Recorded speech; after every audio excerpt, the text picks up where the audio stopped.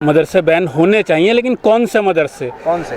वो मदरसे जिससे असीमानंद पढ़कर आया था, जिससे सुनील जोशी पढ़कर आया था, जहाँ माया कोडनानी पढ़ी थी, जहाँ बाबू बजरंगी पढ़े थे, जहाँ पर साध्वी प्रज्ञा पढ़ी थी। ये मदारिस को सिर्फ बदनाम करने की साजिश है। मदारिस को शक की निगाह से देखना खुद सूरज के ऊपर थूकने की मानिंद है। बस मस्जिद मदरसा हिंदू मुस्लिम ही करना है बीजेपी का। ये मेरे से छोटे हैं, मैं हावी हूँगा इनके ऊपर, तो ये क्या करेंगे? ये सरकार सर्वे के नाम पर मुसलमानों को गुमराह करने की साजिश रच रहा है। मैं तो दूसरों का कसूर क्यों मानूं? सबसे पहले हमारा अपना कसूर है कि हमारे इमाम, हमारे मुअज्जिन और हमारे जो मुदर्रिसीन हैं, उन्होंने अपनी अहमियत को न समझते हुए कौम को ऐसी दलदल में फंसा दिया और फेंक दिया। हम कभी गलत शिक्षा देते नहीं तो हमें डर किस बात का? हाईकोर्ट जाओ।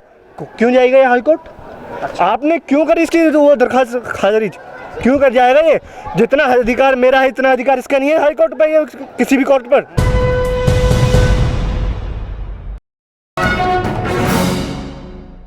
मदारिस का सर्वे सरकार ने शुरू कर दिया है। उत्तर प्रदेश के अलग अलग मदरसों में टीम पहुंच रही है और ख़ास तौर से मदरसे की छानबीन की जा रही है।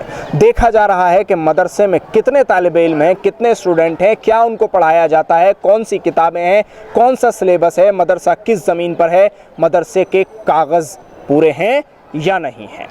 अब उसी के साथ एक और मुद्दा है ज्ञानवापी का। ज्ञानवापी मामले में आपने देखा होगा कि वाराणसी कोर्ट ने जो फैसला दिया है और उसमें साफ साफ कहा है कि जो हिंदू पक्ष की याचिका है वो योग्य है, उस पर सुनवाई होगी। मुसलमानों की याचिका को खारिज कर दिया गया है। इस मुद्दे पर हम निकले हैं आम मुसलमानों से बातचीत करने के लिए, उनकी राय लेने के लिए कि लोग इस पर क्या सोचते हैं। हमारे साथ बड़ी तादाद में लोग इस वक्त मौजूद हैं इस मुद्दे पर जो अपनी राय रखेंगे। सबसे पहले आपसे जानना चाहते हैं, क्या नाम है आपका? मेरा नाम मोहम्मद अंजार आलम है। अंजार साहब, ये बताइए, इस वक्त मदरसों का सर्वे करा रही है सरकार, कैसे देखते हैं इसको? बिल्कुल, इस वक्त ख़ास तौर पे यूपी में जो मदारिस के सिलसिले में जो उनके सरकारी सर्वे चल रहा है, ये सरकार सर्वे के नाम पर मुसलमानों को गुमराह करने की साजिश रच रहा है। दर हकीकत यही वजह है कि आज तक मदारिस इस्लामिया पर कोई शक व शुबा नहीं रहा है।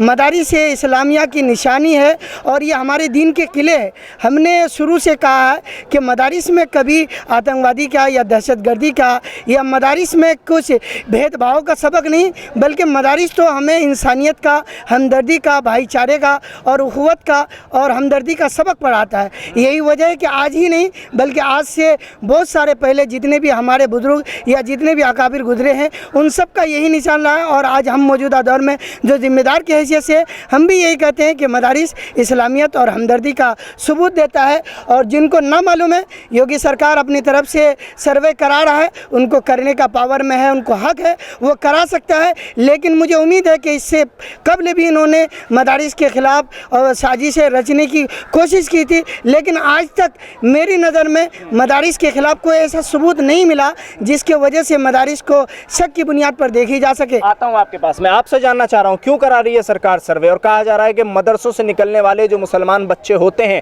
उनका भविष्य ख़राब किया जाता है, वो आतंकवाद की तरफ जाते हैं और देश के लिए नुकसान होता है।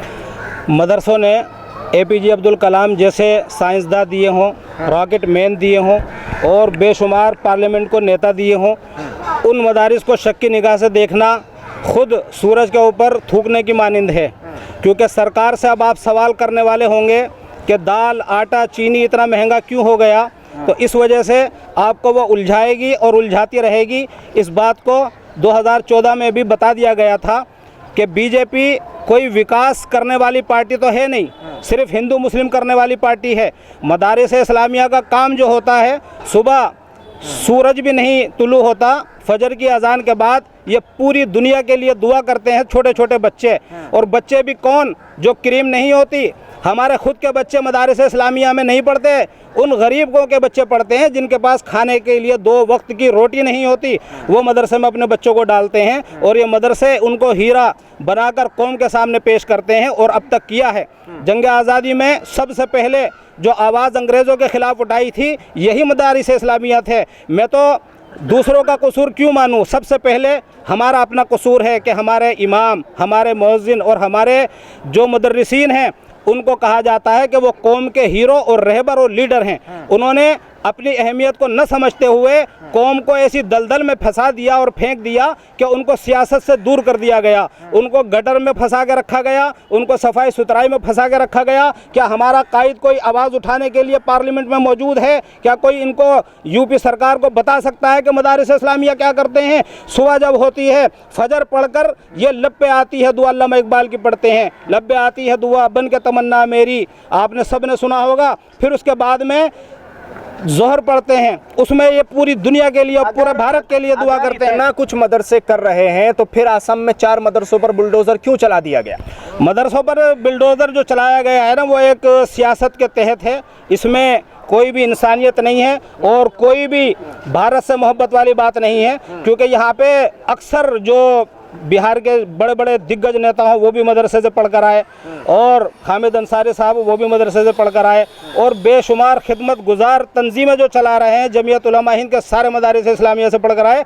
लेकिन ये अपनी एक सियासी सोच बोझ को साबित करना है और एक ख़ास तबके को, जिसकी हिंदुओं में भी माइनॉरिटी में हैसियत, जो लोग 5% भी नहीं है, सिर्फ उनको खुश करने के मकसद से ये लोग मदारिस इस्लामिया पर पाबंदी लगा रहे हैं। इनको ये नहीं पता कि लफ्ज़ मदरसा जो है वो एक स्कूल कॉलेज उसको कहते हैं, जहाँ पे जो तैयारी दी जाती है वो माशरे में सुधार की तैयारी दी जाती है। ठीक है, आप बताइए मुझे कि मदरसों पर क्यों है निशाना, क्यों मदरसों पर बुलडोज़र चलाया जा रहा है, क्यों कहा जा रहा है कि मदरसे से निकलने वाले आतंकवाद की तरफ पहुंच जाते हैं? ऐसा क्या मदरसों में पढ़ाया जाता है?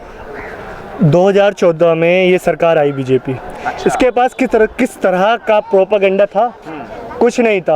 आते के साथ इसने नोटबंदी करी, हालांकि ये हर चीज़ के करने के बाद उसको ये मोटिवेट करते हैं कि बताते हैं कि हमने ये करा। कभी आपने सुना है कि ये खुश हुए कि नोटबंदी करने के बाद? इन्होंने ब्लैक मनी को वाइट करा है, सिर्फ अडानी अंबानी। ये जो जितनी भी ये सरकार है, ये एक वो होते हैं ना जो कहते हैं उसे अमीरों की सरकार। अच्छा, इसको सिर्फ अमीरों को देखना है। अडानी का अंबानी का देखा होगा आपने, दिन प्रतिदिन इसकी इनकम बढ़ती जा रही है, इसकी प्रॉपर्टी बढ़ती जा रही है, इसका बिजनेस बढ़ता जा रहा है और गरीब नीचे जा रहा है। गरीब को, आज मैं युवा हूँ, मेरे पास रोज़गार नहीं है, मैं क्या करूँगा? इसका एक ही है कि हिंदू मुस्लिम करो और अपनी राजनीति करो। इसके पास ना तो किसी प्रकार की कोई ऐसी स्कीम है कि लोगों को रोज़गार मिले, ना ही ऐसी स्कीम है कि स्कूल कॉलेज बनाए जा सकें। इसके अलावा ना ही कुछ कर सकती है। ये एक तरह की ऐसी सरकार है जो देश का बेहद ही नुकसान दिन पर दिन कर रही है। मदरसे क्यों निशाना? मदरसे नहीं, क्योंकि उसके पास एक ये मदरसे निशाना नहीं है, इसके पास एक प्रोपेगेंडा है। अच्छा, ये दिखाना चाहती है कि हम इंडिया में कुछ कर रहे हैं। अच्छा, ये मेरे से छोटे हैं, मैं हावी हूँगा इनके ऊपर, तो ये क्या करेंगे? इनके पास अगर पैसा नहीं होएगा, ये सबसे ज़्यादा पहले जाएंगे अदालत के पास। अच्छा। अदालत आएगी, सीधी कहेगी अच्छा मैं तो सुन लेती हूँ, मेरी सुन लेगी, और आप हाई कोर्ट जाओ। क्यों जाएगा ये हाई कोर्ट? अच्छा। आपने क्यों करी इसकी वो दरखास्त खारिज? क्यों कर जाएगा ये? जितना अधिकार मेरा है इतना अधिकार इसका नहीं है हाई कोर्ट पर या किसी भी कोर्ट पर। बताइए, सहमत है बात से? हाँ, बिल्कुल सहमत है कि मदरसे के खिलाफ आज से नहीं, अगर ये कर भी रहे हैं, हमारे ये कोई बाल बेका भी नहीं कर सकता है। मैं हुकूमत के अपनी ज़िम्मेदारी के तहत सब कह सकता हूँ और कहता भी हूँ और कहूँगा, इसी वजह से कि हम मदरसे वाले इन गवर्नमेंट से, हुकूमत से कोई मुतालबा नहीं करते मदद के। हम तो कहते हैं कि हम अपना काम अपने तरीके से कर रहे हैं, इंटरफेयर नहीं करते, हमें अपने तरीके से काम करना चाहिए। हाँ, अगर कोई मदारिस को ये लोग असल में मदरसे को बुनियाद बना करके, उन्हें मालूम है कि जब तक ये मदरसे रहेंगे हिंदुस्तान में और जब तक ये मस्जिद रहेंगे तब तक ये अपने ईमान पर कायम रहेंगे और बरकरार रखेंगे, तो इनको यहाँ से भगा नहीं सकता। इसलिए सबसे पहले उन्होंने मदरसा टारगेट किया। अच्छा, फिर इसलिए मदरसा टारगेट किया जा रहा है। आप क्या समझते हैं किस लिए मदरसा टारगेट किया जा रहा है? और सर्वे से क्या कोई परेशानी है? अगर सर्वे होता है तो होना चाहिए वैसे सर्वे, या नहीं होना चाहिए? नहीं, सरकार को अगर सर्वे कराने का शौक़ है तो कराए, उससे तो कोई दिक्कत नहीं है। हाँ। लेकिन ये मुद्दा है कि मदरसे के अंदर जो पढ़ाई होती है, दीनी पढ़ाई, उसके बाद दुनियावी, इंग्लिश की भी, हिंदी भी, हर तरह की पढ़ाई होती है। वो तो कह रहे हैं कोई आधुनिक पढ़ाई नहीं दी जाती, मॉडर्नाइजेशन मदरसों का हम करेंगे, मुसलमान नहीं कर रहे। मुसलमान जो मदरसों में पढ़ा रहे हैं वो बस दीनी तालीम है और उसके बाद जो है वो आतंकवाद की तरफ चले जाते हैं। मदरसे में जो पढ़ाई जाती है हर तरह की पढ़ाई पढ़ाई जाती है। अच्छा। ये तो उनका धोखा है ये। उनके पास तो कोई मुद्दा है ही नहीं, सिर्फ ये लेकर के मस्जिद मदरसा हिंदू मुस्लिम यही करते रहते हैं। उनको वक्त को पार करना है। पेट्रोल की कीमत बढ़ गई, डीजल की कीमत बढ़ गई, गैस की कीमत बढ़ गई, इसके ऊपर तो कोई मुद्दा नहीं उसका। बस मस्जिद मदरसा हिंदू मुस्लिम ही करना है बीजेपी का। कैसे हल होगा ये हल होगा कि आपस में इत्तेहाद इत्तेफाक से काम लेना होगा, मजबूती से काम लेना होगा, जमे रहना होगा। कैसे इसमें होगा इत्तेहादी आपस में और किससे होगा?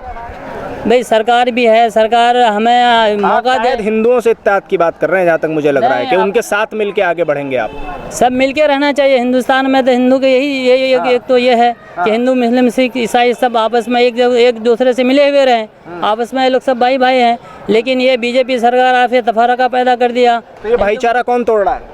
ये बीजेपी तोड़ रही है, बीजेपी की सरकार तोड़ रही है। अच्छा, बीजेपी तोड़ रही है भाईचारा? हाँ बिल्कुल, जैसे कि अभी हमारे पहले एक साहब ने कहा था कि जब से बीजेपी सरकार आई है तब से देश के अंदर बजाय तरक्की के और देश के अंदर भलाई के लोगों के सोचने के बजाय वो अपनी जाति सोच रहा है। अडानी के बारे में, अंबानी के बारे में, और दूसरों एक दूसरे को लड़ाने के सिस्टम में लगा हुआ है। इनका यही मकसद है शुरू से आज तक कि नफरत करो, फूट डालो, राजनीति करो। और आपके पास आप तो आखिर तक बने रहिएगा हमारे साथ। आप बताइए, ज्ञानवापी का जो पूरा मामला है, ज्ञानवापी मस्जिद का, उसमें जो सर्वे हुआ, सर्वे के बाद फिर मुस्लिम पक्ष की याचिकाएं जा रही थी, उनको नहीं सुना गया। उसके बाद अब ये कहा गया कि जो हिंदू पक्ष की याचिका है वो तो योग्य है, उस पर सुनवाई होगी, लेकिन मुस्लिम पक्ष की जो याचिका है उसको खारिज कर दिया गया। कहा गया आप चाहें तो हाई कोर्ट चले जाइए। देखिए, इस पे जो ज्ञानवापी पे जो फैसला आया है और जो निचली अदालत ने ये इसको कह सकते हैं बेतुका सा एक जो इन्होंने ये केस खारिज कर दिया और कह दिया हिंदू पक्ष को हम सुनेंगे, मुस्लिम पक्ष को नहीं सुनेंगे, तो ये एक तरीके से लोकतंत्र की हत्या है। ये किसी भी कानून में नहीं है कि आप अगर दो पक्ष आए तो एक को सुनेंगे एक को नहीं सुनेंगे। ये पूरी तरीके से लोकतंत्र की हत्या। और ये यूपी में क्या हो रहा है और कैसे हो रहा है ये हर कोई वाकिफ़ है इस चीज़ से। और रही बात कोर्ट की, देखिए कोर्ट अभी हाई कोर्ट बाकी है, उसके बाद सुप्रीम कोर्ट बाकी है। हिम्मत नहीं हारनी चाहिए। निचली अदालत है, वहाँ के जज ने कहा है कि आप हाई कोर्ट जाइए। अब हाई कोर्ट भी जाएंगे और उसके बाद सुप्रीम कोर्ट पड़ा हुआ है, सुप्रीम कोर्ट भी जाएंगे। अगर हिंदुस्तान में इरादे और इंस्टीट्यूट और जितने भी इदारे हैं और जितने भी इंस्टीट्यूट है और जितने भी तालीम है, एजुकेशन जो है, उन सब जगहों पे कराना चाहिए। फिर मदारिस इस्लामिया ही पे टारगेट, इसका ये मतलब है कि दाल में कुछ ना कुछ काला है और कुछ ना कुछ बल्कि पूरा ही काला है। ये मदारिस को सिर्फ बदनाम करने की साजिश है। ये सोचता है कि किसी तरीके से मदरसे के ऊपर दाग लगाया जाए। हमें योगी से ये दिक्कत नहीं कि वो मदरसे का सर्वे कराए, मदरसे के सर्वे कराइए और अच्छी तरीके से कराइए। आप अपने मर्जी के मुताबिक, हमारे मदरसे में कुछ है ही नहीं गलत, हम कभी गलत शिक्षा देते नहीं, तो हमें डर किस बात का। आपसे जानना चाह रहा हूँ, कह रहे हैं कि मदरसे के साथ साथ आरएसएस की शाखाओं के भी सर्वे हों। देखिए, जैसे मदरसों का सर्वे और मदरसों को बैन करने की बात चल रही है, तो बेशक मदरसे बैन होने चाहिए, लेकिन कौन से मदरसे? कौन से? वो मदरसे जिससे असीमानंद पढ़कर आया था, जिससे सुनील जोशी पढ़कर आया था, जहाँ माया कोडनानी पढ़ी थी, जहाँ बाबू बजरंगी पढ़े थे, जहाँ पर साध्वी प्रज्ञा पढ़ी थी। अब वो जिन मदरसों में पढ़े थे, इसकी छानबीन सरकार कर ले और उन्हें बंद कर दे। जिन मदरसों से डॉक्टर राजेंद्र प्रसाद, मौलाना अबुल कलाम आज़ाद, APJ अबुल कलाम पढ़कर आ रहे हैं, उनके पीछे पढ़ने का मतलब है कि आप मुल्क के पीछे पढ़ रहे हैं, आप मुल्क के ख़िलाफ़ हैं, आप डॉक्टर राजेंद्र प्रसाद के ख़िलाफ़ हैं, आप मौलाना अबुल कलाम आज़ाद के ख़िलाफ़ हैं, आप missile man APJ Abul Kalam के ख़िलाफ़ हैं, क्योंकि आप उन मदरसों को टारगेट कर रहे हैं जिन मदरसों से ये पढ़कर निकले। आप उन मदरसों को तो टारगेट ही नहीं कर रहे जहाँ से इंद्रेश कुमार, माया कोडनानी ये सब पढ़कर आए थे। अच्छा, ज्ञानवापी पर कोर्ट कहती है कि अगर मस्जिद में उस जगह पर जहाँ वो औरतें कह रही हैं कि पूजा का अधिकार दे दिया जाए, वहाँ अगर पूजा हो जाती है तो क्या दिक्कत है? ये भी तो किसी न किसी की इबादत ही हो रही है। देखिए, बात जो है मुल्क किस चीज़ से चलेगा? कानून से चलेगा, संविधान से चलेगा, या मेरी आपकी राय से चलेगा? 1991 का वर्शिप एक्ट क्या कहता है? बहुत सीधी सी बात है। और जो बाबरी मस्जिद का भी जजमेंट आया था उसमें सुप्रीम कोर्ट ने उसे कोर्ट भी करा था कि 91 का वर्शिप एक्ट जो है इसके मुताबिक ही आगे सारी चीज़ें होंगी। यानी 15 अगस्त 1947 को कोई भी रिलीजियस प्लेस, चाहे वो मस्जिद हो, मंदिर हो, गुरुद्वारा हो, जो जिस कंडीशन में था वो उसी कंडीशन में रहेगा। तो ये जो सेशन कोर्ट ने अपना फैसला दिया है, ये सरासर संविधान की बेइज्जती और सुप्रीम कोर्ट के तो मुंह पर तमाचा मारा है उन्होंने कि हम तुम्हारी नहीं मान रहे। अब इसमें तो सुप्रीम कोर्ट को संज्ञान लेना चाहिए खुद। उस जज के खिलाफ कि भाई आप हमारा ऑर्डर क्यों नहीं मान रहे। दूसरी चीज़ जो आपने कहा कि भाई अगर हमारा पूजा होती है तो वहाँ का कोई स्टेटस खराब नहीं होगा, ये कहता है कोर्ट। बिल्कुल। बाबरी मस्जिद कैसे शुरुआत हुई थी? बाबरी मस्जिद में भी ऐसे ही हुआ था, रात के अंधेरे में चुपचाप वहाँ लाकर पहले मूर्तियाँ रख दी गई थी। उसके बाद फिर जब राजीव गांधी प्रधानमंत्री थे तो वहाँ का ताला खोलकर खामोशी से उसमें पूजा शुरुआत कर दी गई थी और फिर एक दिन बाबरी मस्जिद को ढा दिया गया। तो ये सेम पैटर्न पर काम हो रहा है। बिल्कुल भाई, अगर एक जगह मस्जिद है और 15 अगस्त 1947 को भी मस्जिद थी तो कानून हिंदुस्तान का ये कहता है कि वो मस्जिद है, तो आपको उस मस्जिद में ही पूजा क्यों करनी है? आप मंदिर बनाइए। हम तो नहीं कह रहे कि किसी मंदिर में हमें नमाज़ पढ़ने की इजाज़त दीजिए, हमें फातिहा और नज़र पेश करने की इजाज़त दीजिए, हम तो ये नहीं कह रहे। जो जिस मज़हब का जगह है उस मज़हब के ही वहाँ पर रिचुअल्स होने चाहिए। अगर वो मस्जिद है 15 अगस्त 1947 को और उससे पहले भी वो मस्जिद थी जिसको ऑन रिकॉर्ड हैं, तो फिर वहाँ पर आप पूजा करने की इजाज़त अगर किसी भी कम्युनिटी को दे रहे हैं तो सरासर आप मुल्क के संविधान का और सुप्रीम कोर्ट के ऑर्डर का जो है मजाक उड़ा रहे हैं। ठीक, आखिरी में ये बात आपसे ले लेते हैं, इस पर आप क्या कहते हैं कि श्रृंगार गौरी की पूजा की इजाज़त वहाँ मिल जाए तो कोई मसला नहीं है, ये भी तो किसी न किसी की इबादत ही कर रहे हैं, क्या कहते हैं आप? जैसे अभी बताया भाई ने कि ऐसे ही बाबरी मस्जिद के साथ भी हुआ था और वहाँ पर भी रातों रात मूर्ति रख दी गई और वहाँ पर भी ये कहा गया था अगर मंदिर में अगर हम पूजा कर लें तो क्या दिक्कत है, और रिज़ल्ट आपके सामने है आज। तो इसके रिज़ल्ट होने वाला है क्या? जाहिर सी बात है। आप कैसे तो यानी अगर समझा जाए तो ज्ञानवापी दूसरी बाबरी मस्जिद बनने जा रही है, आप लोग समझते हैं? बिल्कुल ऐसा ही होगा। अगर इस तरीके क्या करेंगे उसको बचाने के लिए? देखिए अभी कोर्ट का फैसला पूरी तरीके से, जैसे निचली अदालत ने फैसला दे दिया और सुप्रीम, जैसे बताया कि सुप्रीम कोर्ट के मुंह पे तमाचा है ये, सुप्रीम कोर्ट को संज्ञान लेना चाहिए कि हमारे ही ऑर्डर पे निचली अदालत किस तरीके से फैसला दे सकती है। तो ये सुप्रीम कोर्ट को संज्ञान लेना चाहिए। और अभी तो निचली अदालत है और वो जिसकी सरकार, जिसका ढोल उसी का हाथ वही बजाता है। अभी तो सुप्रीम कोर्ट पड़ा हुआ है, अभी तो बाकी है। चलिए आखिर तक आप हमारे साथ जुड़े रहे। आखिरी में सवाल आपसे, चलिए सुप्रीम कोर्ट तो जो करेगा, मुसलमान क्या करें? नहीं, मुसलमान के लिए तो हमारा साफ पैगाम है कि मुसलमान के लिए एक ही हथियार है, वो सब्र करेंगे और उसके साथ सब्र के साथ साथ हम जहाँ तक हमारा राइट है, जो हमारा हक है, जो हमारा अधिकार है, जो हमारी ये वो लड़ेंगे, कोर्ट में भी जाएंगे, सुप्रीम कोर्ट में भी जाएंगे कि अगर कोई इस्लाम के अंदर दखल देने की कोशिश करेगा, उसके अंदर हमारी इबादत गाँव के अंदर अगर ये इस तरह करते ही रहेंगे जिस तरह अभी कर बाबरी मस्जिद को तो हमने, चूँकि परसों का मामला था, हमने सह लिया, लेकिन अगर ये इस तरीके से सरकार ने सोच लिया है कि हम मुसलमान को दबाते चला जाएंगे, आज एक मस्जिद के बाद दूसरी मस्जिद, दूसरी के बाद तीसरी मस्जिद, इस तरह, तो फिर हम ज़रूर एक्शन लेंगे। और उस एक्शन लेने के बाद हम सरकार को आगाह करते हैं कि हम चाहते नहीं हैं कि हम इनके साथ मुखालिफत करें, हम उनके साथ हमदर्दी है, वो भी हमारे भाई है, हम मिलजुल के रहने चाहते हैं। चलिए आप जी एक बहुत बेहतरीन शेर है, लगता है कि ये दौरे तबाही है। लगता है कि ये दौरे तबाही है, शीशे की अदालत है, पत्थर की गवाही है।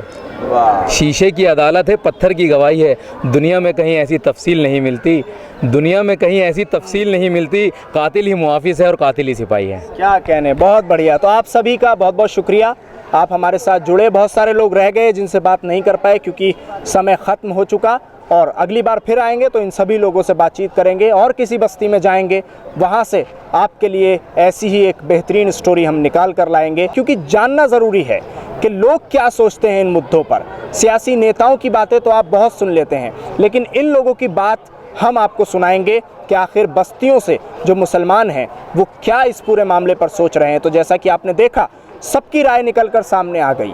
मुसलमान सब्र का दामन ज़रूर थामे हुए हैं, लेकिन जब बात जान पर आ जाएगी तो फिर सब्र का दामन छूट जाएगा। उसके अलावा अदालतों पर पूरा भरोसा है, कोर्ट पर पूरा भरोसा है, लेकिन वहीं अगर बात की जाए मदारिस की, तो मदारिस के सर्वे में यही बात कही जा रही है कि नीयत साफ़ होना बहुत ज़रूरी है। दिल्ली से कैमरा पर्सन नाजिम के साथ न्यूज़ MX के लिए साहिल नकवी।